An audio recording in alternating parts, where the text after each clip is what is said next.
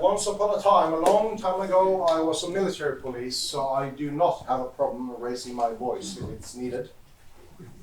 And I'm also from a family full of politicians, teachers, and nurses. So again, not a problem raising my voice. So this is my talk on Password Security 2019 edition. So as I said, I do have updated slides and new jokes compared to my 2014 talk for OWASP in getting at the ball. Now, I mentioned this briefly earlier, but I'm Per. I'm 47 years old. I'm single. I have a daughter aged 12 years old. And I'm obsessed with passwords. And obviously there's no direct connection between being single and obsessed with passwords. At least as I have discovered so far. I also make the joke that my ex-wife is probably the woman in the world who knows the most about passwords against her own will. But you know, we are great friends today, so that's really not a problem at all. And I actually had an episode last year. I was driving to school to pick up my daughter, and he's coming towards the car, and it's like, opens the door, gets in, and sits in the car, and closes the door, and puts her seatbelt, and just, and you know, I'm a dad, and she's 11 years old, a girl, and I'm like, what is wrong? Is anything I do, you know, did I do something, or I need any boys in class that I need to, you know, kill and bury somewhere in the garden or something, or should I do something with the parents? I can do both, that's not a problem at all. And she just looks at me like, everybody has seen you, everybody in class, everybody at school have seen you on TV and on YouTube, and they know that you are a hacker, Dad, and they think that I'm a hacker as well, but I'm not, and you have to teach me. Please, Daddy, can you teach me how to get into the boys' cell phones?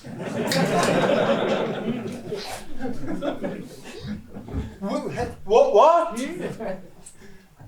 And then it's like, well, you know, obsessed with passwords, and she takes an interest, at 1 point. She wants to be a hacker, 2 points. She wants to get into the boys' smartphones, like 10 points. It's legal. Ah, shit. I have to reverse by a couple of points at least. But I haven't taught her yet how to do that. But as you all know, it's a problem with the boys breaking into girls' phones, at least, to steal pictures and do really bad stuff. And this talk is not about how to do that. And to prove that I'm obsessed with passwords, because I quite often when I do these talks, I do meet people that, yeah, obsessed. Well, you know, how, you know, and white, pale, fat guy, yes, but still obsessed, like, you know, what does that actually mean? Like, more than work? Like, do you spend like an hour every day doing passwords and so on? And, well, yeah, it's my hobby that I've been doing now for 19 years. I'm not interested in football, I'm not interested in cars or in sports. I don't drink much beer. I crack passwords and stuff like that. That's what I do. And one way to prove it is, this is the car plate, my license plate on my car. It says password in Norwegian, that's password in English. Lösenord in Swedish. That's my car. And you have to pay for that. And I also put out on Twitter some time ago, got a reputation to maintain. I have it verbally from Cormac Hurley, and he's a very famous researcher into security usability at Microsoft Research in the US, has a PhD from Cambridge and lots of stuff. So I say, I have it verbally from Cormac Hurley with a witness present that he's interested in passwords, well, I'm obsessed with it. Cormac, please confirm statement.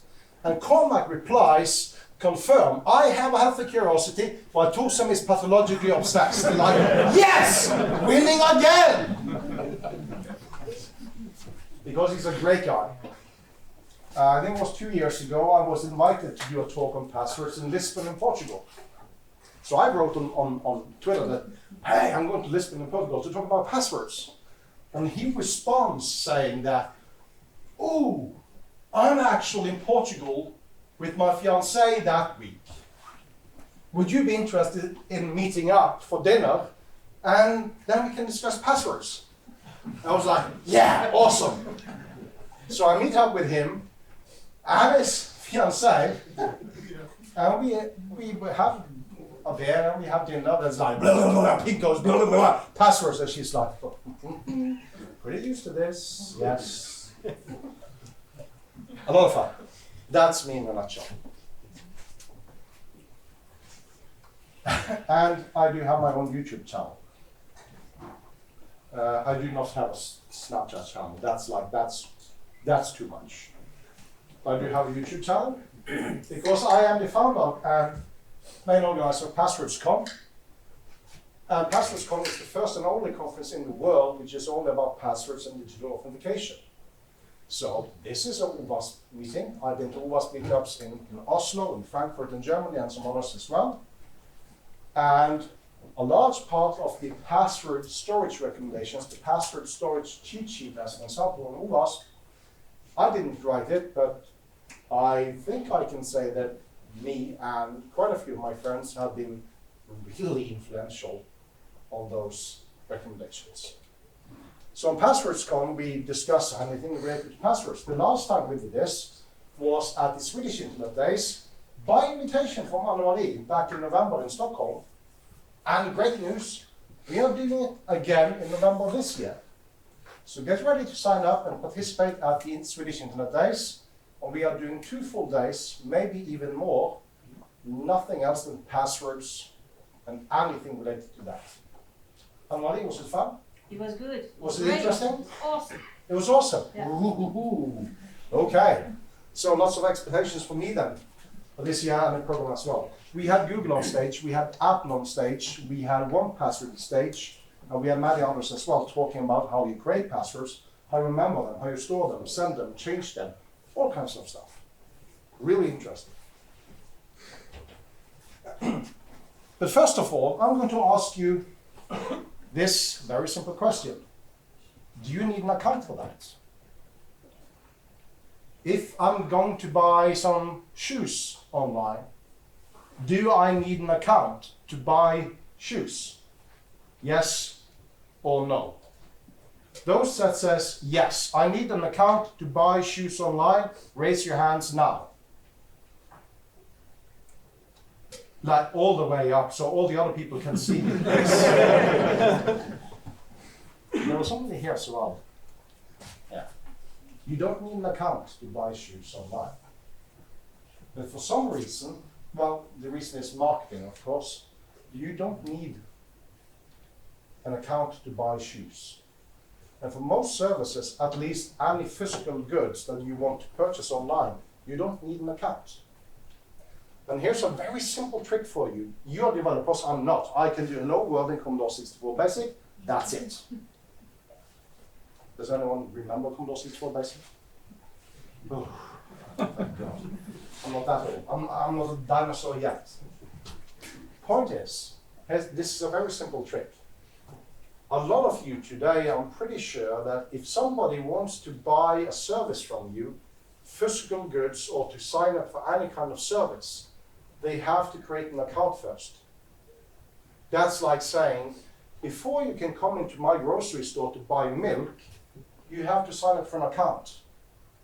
Now, if that happened at a grocery store, if you want to go to Espresso House and get a cafe latte with caramel, they would say in the door, yeah, you need to create an account first, otherwise you can't get into the store. It's like, yeah, fuck you, and you go to the next one instead and try it out there. So why do you need an account? And the simple trick is, if you change the order of the process here, you want to go online and buy shoes online, go online, find the shoes, and click purchase. Fill in the credit card details, because you need to get paid for the shoes. Fill in the address of the customer, and say, excellent, your shoes will be leaving our store in like 3 hours from now on, enjoy your purchase. The shoes are coming. And then the customer is happy. Yes, new shoes.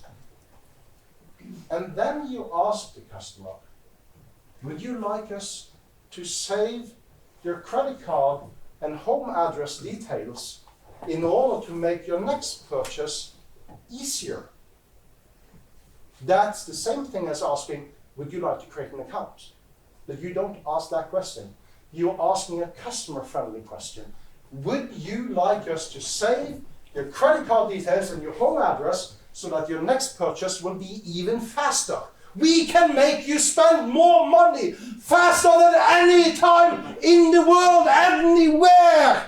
Would you like to spend more money faster? And the answer is yes! So why do you keep on asking? No, you can't get into a store before you create an account with us. Stupid.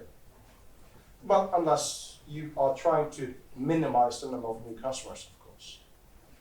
And if you do go online and you look at some online stores today, as an example, women's makeup. Some of those stores are incredibly good at this. They will show you all the makeup available.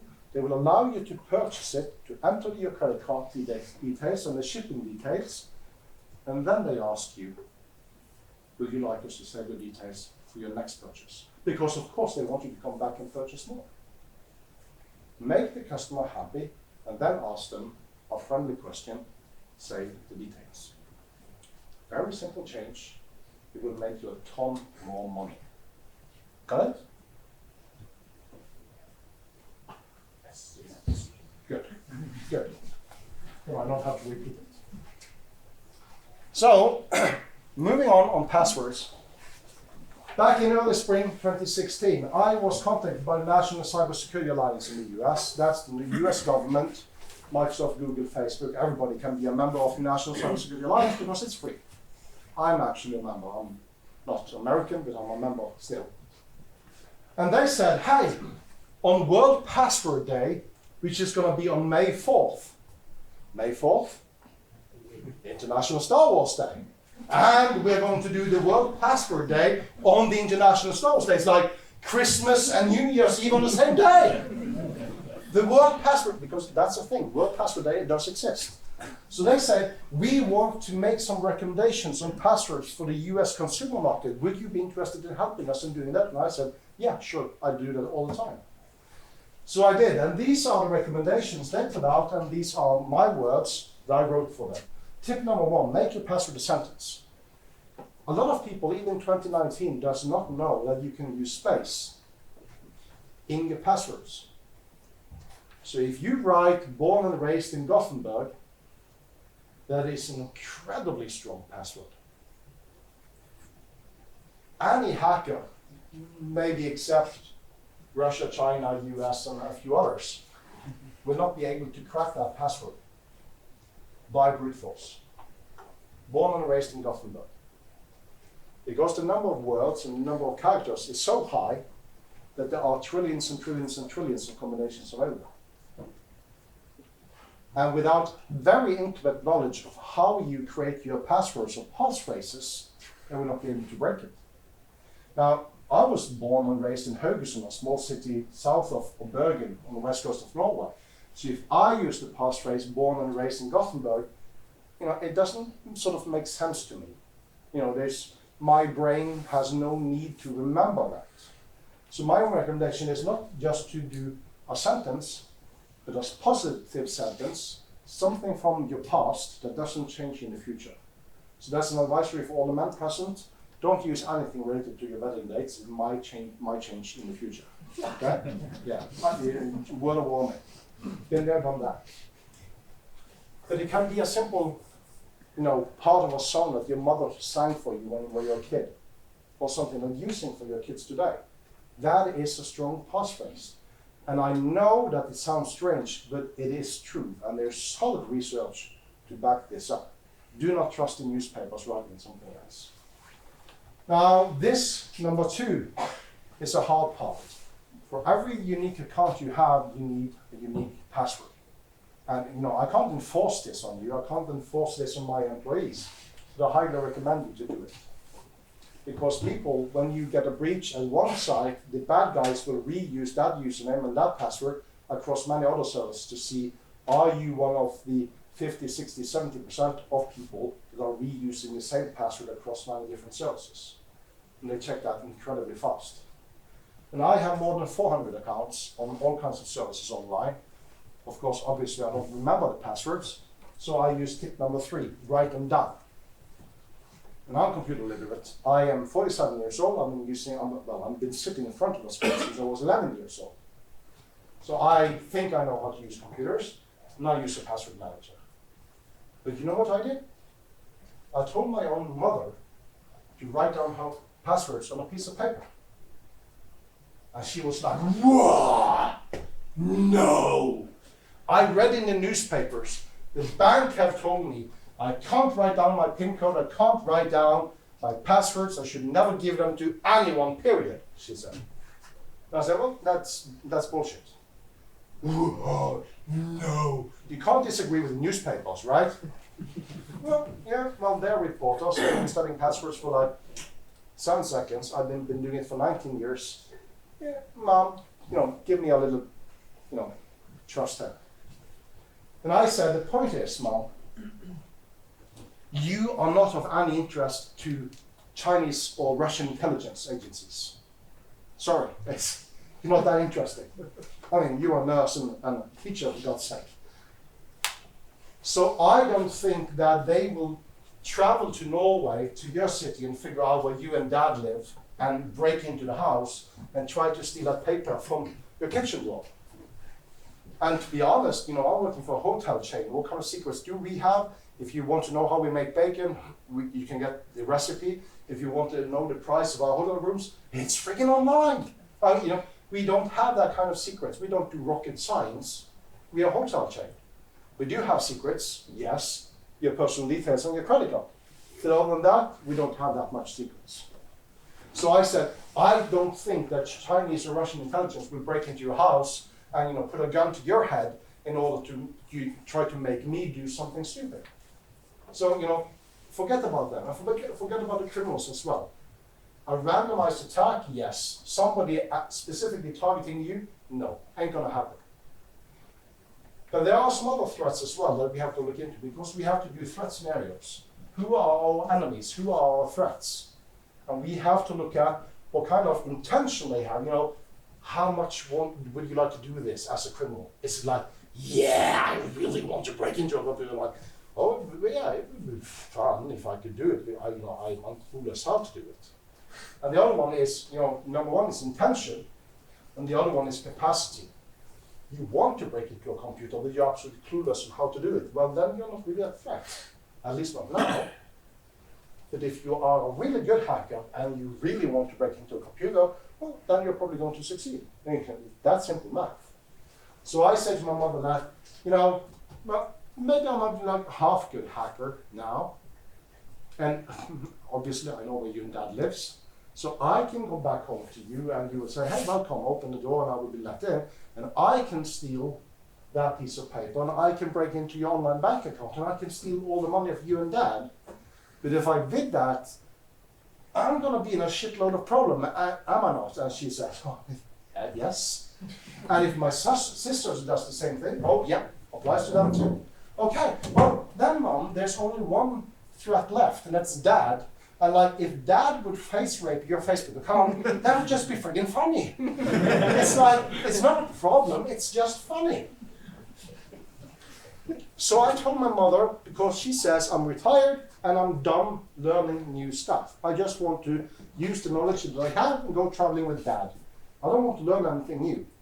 So I said, well, write it down on a piece of paper, password, because you can write and you know how to use pen and paper. So there's nothing new to learn. And I said that choosing between two evils, you using a very simple password across all services, or using good passwords and unique passwords per account, and you have them on a piece of paper, I prefer the piece of paper. And now she does that. That's simple.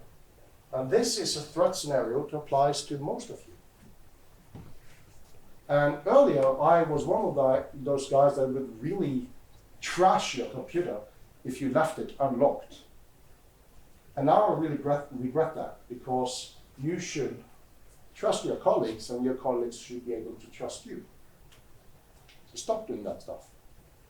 If you see a colleague, if you go to Espresso House and you see somebody standing up from the Mac or the PC and go to the loo, and they leave the computer and the wallet and the phone, and it's unlocked, look after it. Be a good citizen. And every time I see somebody on Twitter tweeting a picture like, yeah, this dude just stood up from his computer and went to the loo, and like, dude is crazy, and he left his laptop unlocked, I respond saying, well, it's really good that you are there, because now you can look after it. And look, you even took a picture saying that, here's the computer, this is what it looks like. So now everybody on Twitter can help you look after the computer as well. Well done, good citizen. Because I have yet to see a single bad guy tweet a picture of the computer he's just about to steal and run off. That's like not a good idea. Yeah, I did it. Here's the picture. This is the computer I took. And last but not least, use two-factor authentication. Because passwords are good, but with two-factor authentication it becomes much better. Twitter, your Apple account, your Android, Google account, Facebook, online banking, everywhere use two-factor authentication, period. PayPal. Yep. Yeah, as well. Well, yeah, I'm a bit skeptical. PayPal, but that's another story. And now, I don't know if you watched the news, I don't know if you've been watching any news today, but now I'm going to give you the best news of the day.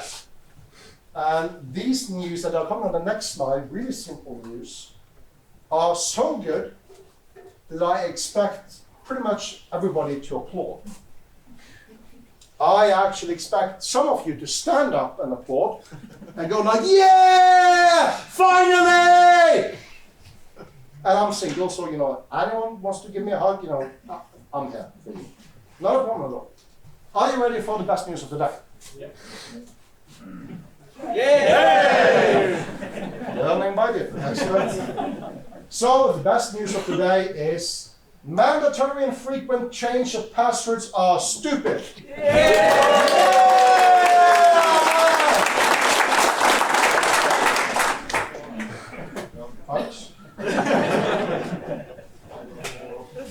Because, and this is serious science, it actually decreases security. If you force people to change passwords on a frequent basis, it decreases security.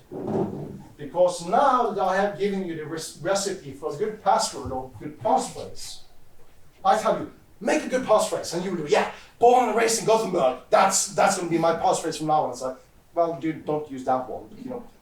Born and raised in Stockholm, like something like that. The thing is, if you tell people to do that, they're like, yeah, all excited, yeah, I'm going to use a passphrase. And then like 30 days, you have to change your passphrase for every single account you have. And today, what were your numbers in the report that you did at the IES? It was like everybody in Sweden has 22, 25 accounts or something? In average, yeah. Yeah, on average you have 22, 25 accounts for an adult in Sweden. I would say personally that it's probably 3 times, 4 times higher, but people don't really think about how many accounts do you actually have. So if you have to change your passphrase on every single account every 30 days and you have 100 accounts, well, that's a lot of work to do. So then you will stop being creative and you will start doing Monday 1, Monday 2, Monday 3, Monday 4 as your password algorithm. And we know that the majority of people do exactly that. So stop the frequent password change and security will actually improve. Second, it destroys the user experience. Whoa! And we needed science to figure that one out? No, not really. I mean, ask anyone, hey, do you like to change your password every day? Great answer, great science. Do you like to change your passwords every day? No. I could go on, but I think I know the answer. Anna-Marie, do you? I hate it. I hate it as well. So it destroys the user experience. Now, decreases security management? Nah. Destroys the user experience. Well, that's why I have a secretary. I don't have to do it myself. Well, it's a waste of valuable time. Oh, I'm listening. I'm the CEO. A waste of valuable time. So what did I do at Nordic Choice Hotels when I started there 1.5 years ago? I went straight to internal help desk because we have more than 16,000 employees in 6 countries, 200 hotels. And I asked them, do you have any statistics on how many people are calling you or sending you emails saying, Monday, yep, I forgot my password, I need a new one. Now, help me with this. Very simple analysis here. It's Monday morning, you're tired, you come to work, you sit down, and you do realize, shit, I forgot my password. What helps? Coffee. Coffee. Of course, obviously. Coffee. Drink. Oh, hey, let's talk a little bit. And let's talk about something else. Well, coffee. Yeah, fuck it. Another one. And then you go back, and then you call or send an email to help desk. And then somebody help desk need to help you as well. So a very conservative estimate is 1 hour is wasted for every single request in the form of I forgot my password.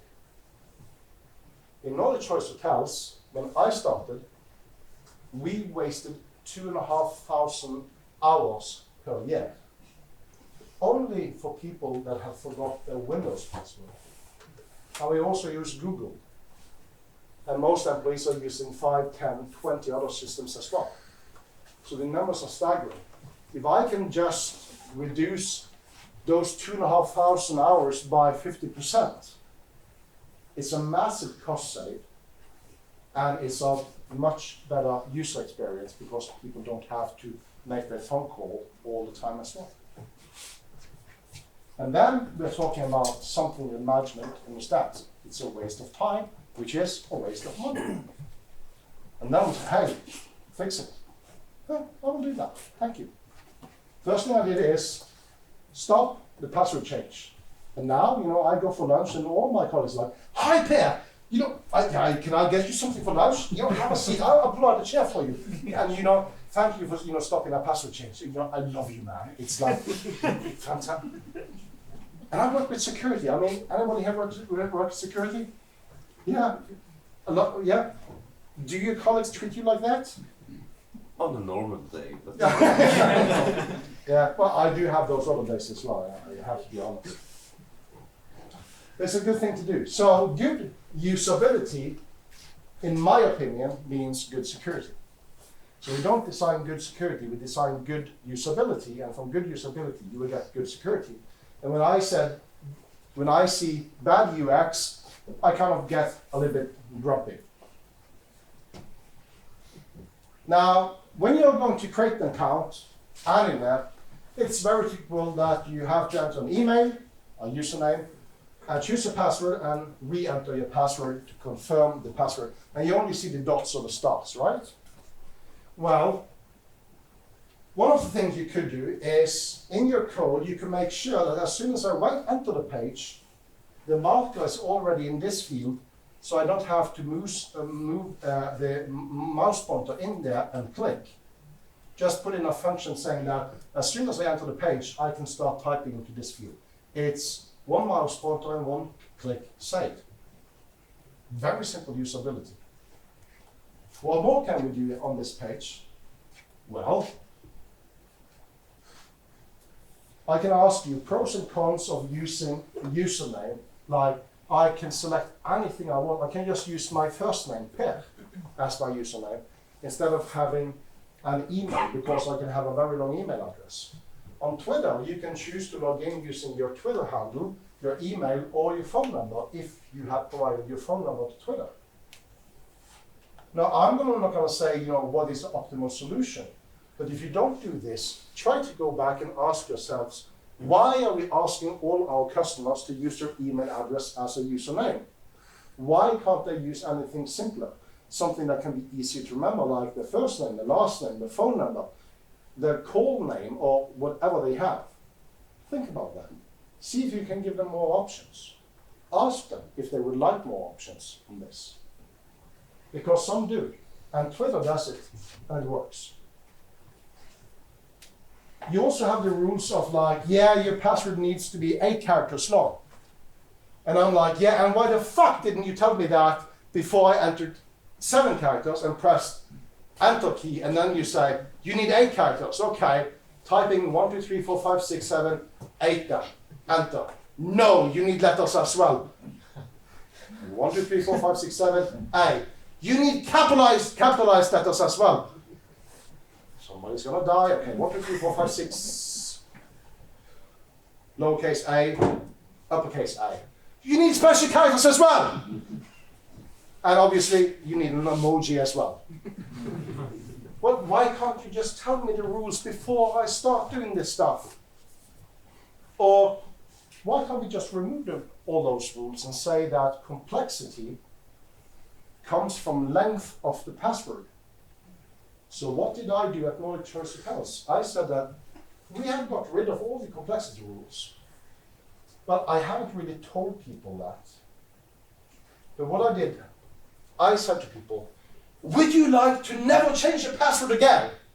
And you can just try to imagine the response. It's a given. Yeah, we would love to never change our passwords again. Fine, I will make that happen. And they were like, oh, happy, happy, happy. And I said, and as a trade-off, I'm going to increase the minimum password length from 8 characters to 15 characters. And people are like, ooh. Did you say we never have to change our password again? Yes. Done. I can do that.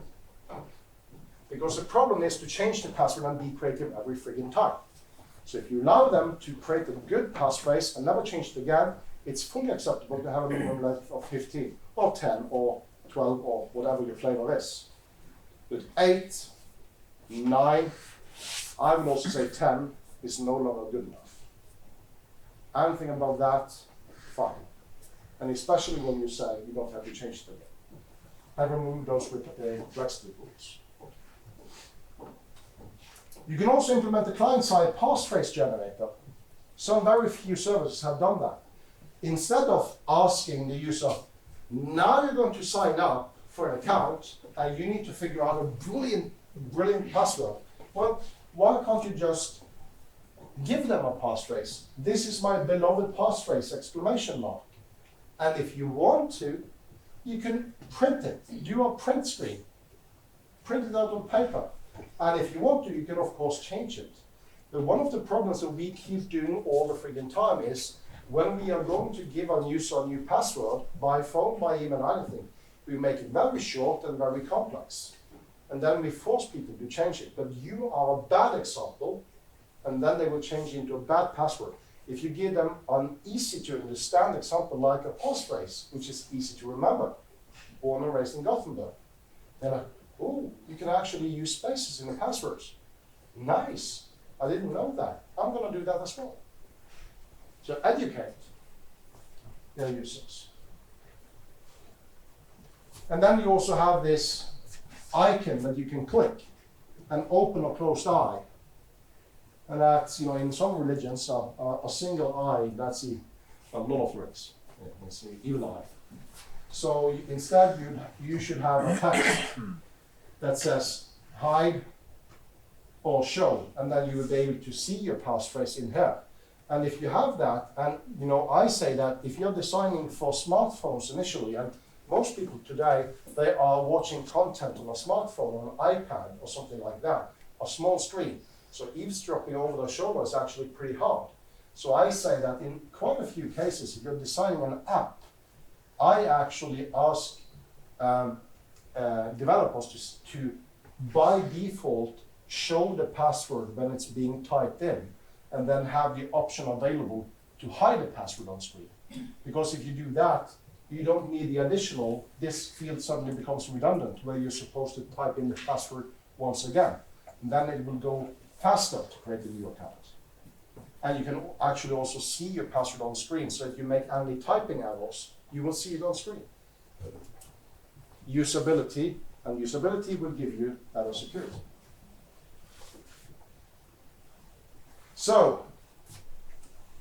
Your password contains invalid characters. Have you ever seen that one before? Yeah. Yes. Well, your fucking startup contains incompetent engineers. And, you know, what better place to say this than at an OWASP meeting in Gothenburg? You know, it's not that far down here anyway, I can jump.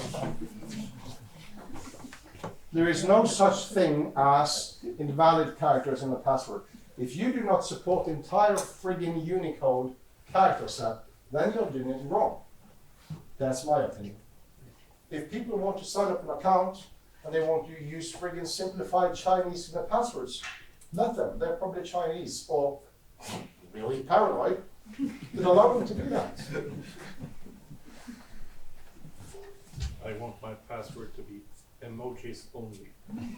Yeah, there have been some research into that as well, and it's not working as well as people think. But, you know, feel free to try it out, yes. And password strength meters.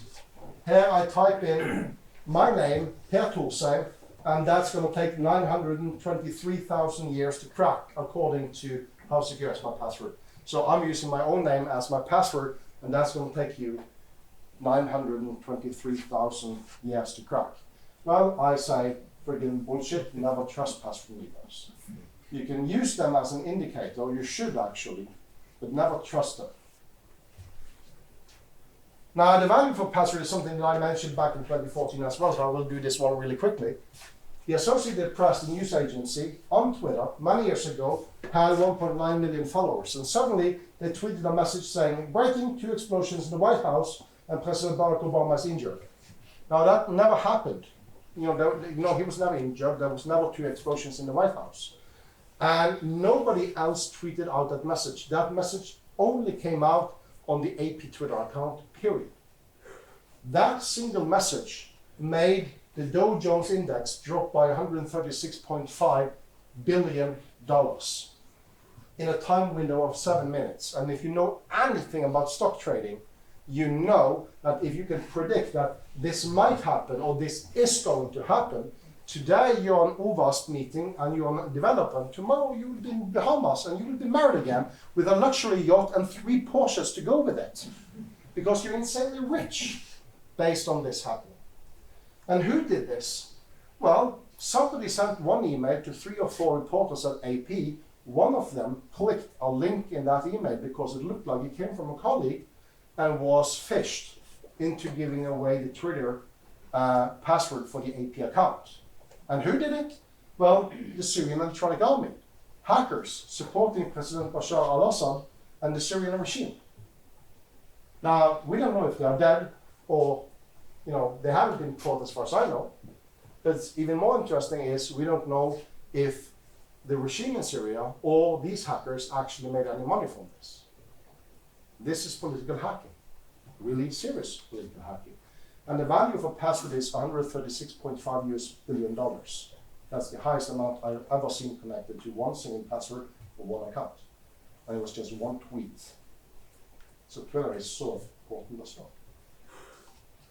But you know, I can't just talk about passwords, you know, I need other interests in life as well. That's why I'm talking about pin codes, which is something completely different. So I was in a school back in Bergen in 2013, 17-year-olds, and I asked them to write down a 4-digit PIN code that they created themselves and that they could remember in a month from now on if I were to come back. And write it down on a piece of paper, and also write down your gender, boy or girl. And I said, I want to collect all these notes, and I'm going to do statistics on this. And collecting all the pieces of paper, I asked, how many of you chose 1996? And a lot of them started laughing and blushing because 1996 is the year they were born. And that's a really easy 4-digit PIN code to remember. And among the girls, 1996 was the most popular PIN code selected. Among the boys, I can tell you that 1996 was the 2nd most popular PIN code selected. But there were quite a few boys in here that were like, oh, come on, who could possibly be so stupid that they choose the year of birth as the PIN code? That's like, stupid! So I look at these boys and, you know, sort of recognize myself in them. And my question for the audience is, what do you think was the most popular 4-digit PIN code chosen by 17-year-old boys. Any suggestions from the audience, please? 1337. 1337. That's correct. That's correct. So I look at these boys in the room here and like, how many of you selected 1337? Yeah! From all of them. And all the girls, absolutely no exceptions. What?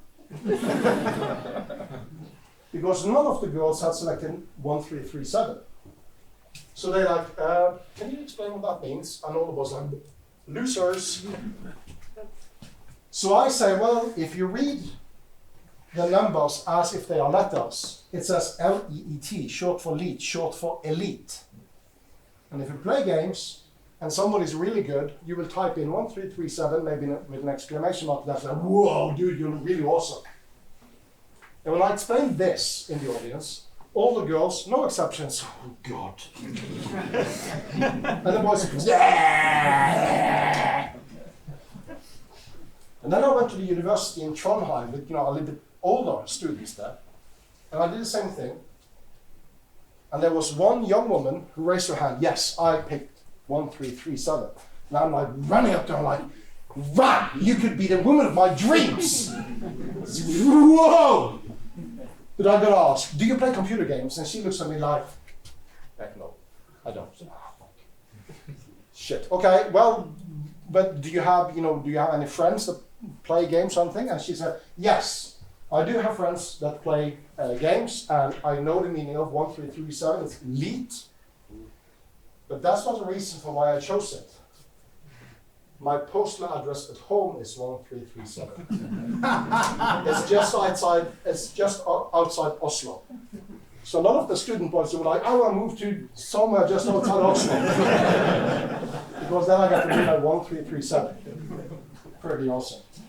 So the point of this is, again, you are pretty predictable when choosing a password or PIN code, depending on who you are, your age, your occupancy, your background, all that stuff.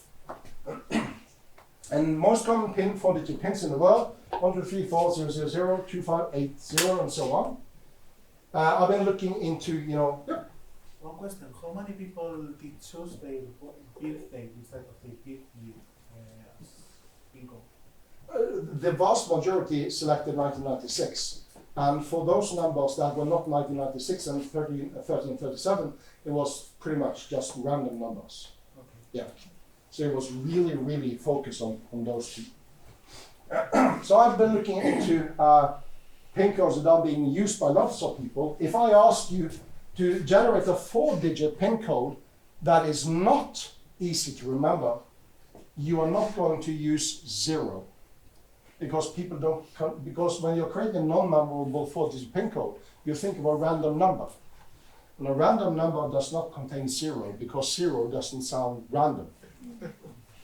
But if you are at a party with a lot of people and you ask people, think of a number between 0 and 9, and then you ask them, how many of you selected 7? The majority would have selected 7 because it's a psychological thing. If you ask people to think of a number between 10 and 19, people will select 17. A lot of them will do. It's statistically significant. And it's a nice way to crash any party. You start doing these things. I'm gonna skip this one. So what I have taught my daughter is very simple. Here's the keypad of your phone or tablet or anything. And you have the numbers and you have letters below them. And I have shown my daughter, she has a 10-digit PIN code on her iPad. So of course, yes, she's been taught by me. And what she does is, she actually just remembers a very simple word with 10 letters. And then she types it in as a PIN code. So Johansson becomes 56426736. My daughter has a 10-digit PIN code, and she don't know the PIN. She remembers the word instead, which is that easy. And she has a 10-digit PIN because she has done a risk analysis, just like I did with my mom and my sisters and my dad. And my daughter's risk analysis is very simple. I don't want dad to, be better than me in Candy Crush. So I have a strong PIN that he can't get past. And it's true. Because a 10-digit PIN is something that, I can't brute force that. I can't guess it. It's too many combinations available. But she's using a very simple word. I have also done, this is Marte Løge. She did her master thesis, and I was her co-supervisor a couple of years ago. And the assignment that she got from me was to look into how people select Android lock patterns on their phones, and to see if being left-handed like I am, or right-handed, makes a difference when you select an Android lock pattern. Or what if your language is Arabic, so you actually write from right to left? Or Chinese and Japanese, but you start top and write down. Or what if you use one of the very few languages in the world where you not only type from right to left, but you also start at the bottom and then you go upwards? That also exists. Will that have any impact on how you select your Android lock pattern? And the answer is no. These are the most popular Android lock patterns, more or less. COM, SML. And we did find that approximately 10% of us will use the standard English alphabet letter for our lock pattern on Android. So even though the Android lock pattern system allows you to use almost 400,000 combinations, the real strength of it is not really much better than a 4-digit PIN in most cases. Now back to that, change frequencies. I'm going to talk a little bit about this. September 1, what do you think the next password is going to be? Ooh, hackers in the audience. What's the next password going to be? Awesome. Somebody got, you need some cake. That's amazing. And this is exactly what 50 to 60% of all the employees in large organizations do. First character capitalized, the rest is lowercase, 1, 2, or 4 digits at the end. And if they think they are really, really smart, exclamation mark at the end after the last digit. And it's either a word or name. That's it. 50 to 60% of all employees do exactly that today. Change it. So a couple of years ago, the Federal Trade Commission in the US came out with a blog post saying that, yeah, this is Lori Crano, she's a professor at Carnegie Mellon University, done some studies, and they say, stop the password change thing, it's stupid. And people are like, yeah, well, academics, research, yeah, maybe, maybe not. And then also the British Intelligence Service came out with a blog post saying, hey, you should stop changing your passwords, that's really good. What happened on Twitter, you think? British intelligence starts telling people, stop changing your passwords. Like, okay, from now on, once per hour for all accounts. That's like, dude, you can't trick me. But that was actually solid research from them as well. So one of the things that has happened since the last time I was here in Gothenburg is that the standards organization for the US government in the US, NIST, they updated SP 800-63B, which is a standard for digital authentication, including passwords. And the main findings in that is no more forced or irregular password change. Drop the complexity requirements, length trumps everything, period. A long password is a strong password. That's it. And they also did say, at least in a draft, stop using SMS for sending secrets like passwords or PIN codes or two-factor authentication tokens, because SMS is too easy to man-in-the-middle intercept, to steal and get access to. And also implement the dynamic password block lists in your services. You should basically block the 1,000 to 10,000 most popular passwords on the internet. If your service is operating on the internet as well, you should block them. Behavioral biometrics. The way I walk is very unique to me. If you measure very exactly how I walk, it is very difficult for you to copy the exact same way. The pace, the weight, you can't copy that. Pretty hard. Tempo, everything. The same applies to how you type on a keyboard. It's pretty unique to you. In fact, if we measure 3 or 4 factors like For how long will you keep a key depressed? For how long do you spend moving your finger from A to B to C to D, as an example? If you measure a few of those values, you can create a signature of you. And together with a friend in the UK, we created a Google Chrome plugin, which is for free, called Keyboard Privacy. Because when you do touch type, and as soon as you have written 7, 8, 9 characters on the keyboard, we have enough information to figure out whether you are male or female. Because there is actually a difference between how women and men type touch on a keyboard. And at 8, 9 keystrokes, we know with 78% certainty that you are male or female. Using this technology, you could say that, hey, I want to purchase a vacuum cleaner. I go on to Claes Olsson, never been there before. I click in the search field and I type in vacuum cleaner. Now, as soon as I've done that, they know I'm male, and they will give me the Porsche design, black, 2,000 horse friggin' power vacuum cleaner with a lot of accessories. And if you're female, I have no clue what they're going to show you. But it can be used for that purpose as an example. It can also be used for good purposes. And now, after all these years talking about passwords, people have the obvious question for me. Passwords, really? I mean, I have Touch ID. I have Face ID on my phone. Now, when Steve Jobs announced the iPhone 5S with the Touch ID, on stage, it took a very short, I don't know, couple of hours or something, before people tweeted this picture. And this is the perfect one-picture illustration of how good biometric security works. Because Touch ID and Face ID, or anything similar on your smartphone today, is a usability feature, period. You just swipe right or left or up or down, and then I can ask you, what's your PIN code? Oh, it's 4 digits. When were you born again? And people are like, no, give me back my phone. So that's the way it works. So, I'm going to tell you what to do when you're dead. Or why you should write down your passwords. If you still don't believe me, no, I can't write down my passwords. That would be really, really stupid to do. Quite a few years ago, there was a young girl, I think she was 17 years old. She disappeared in Oslo. She had been visiting some friends in the evening, walking back home, and she disappeared. And very close to her home, they found her smartphone and one of her shoes.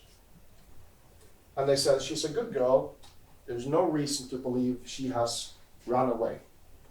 Absolutely no reason to think that. And she was missing for quite a few days.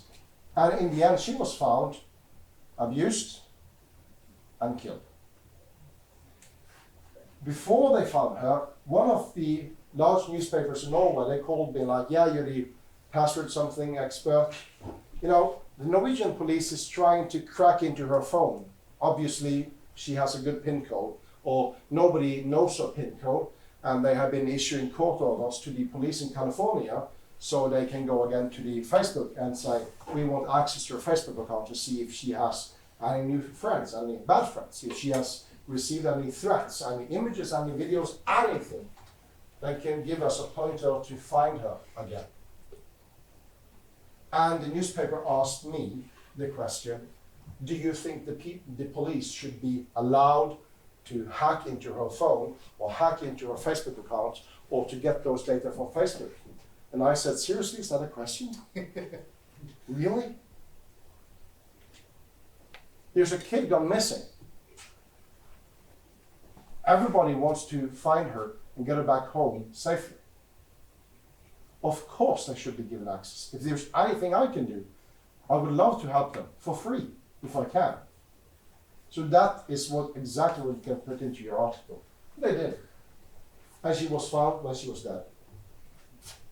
Now, I went to my brother-in-law at the time and his wife, and they have a young girl, a little bit older than that now. She's 20 years old, and I asked them if they would allow me to record a very short video with her because I had an idea on why you should write down your passwords.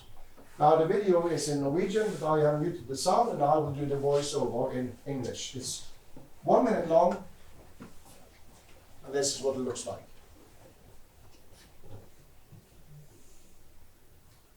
To our young ones. Dear Mom and Dad, if you are reading this, I have gone missing against my own will. In this letter, I have written down the username and the password for my Facebook, Instagram, Snapchat, and email account.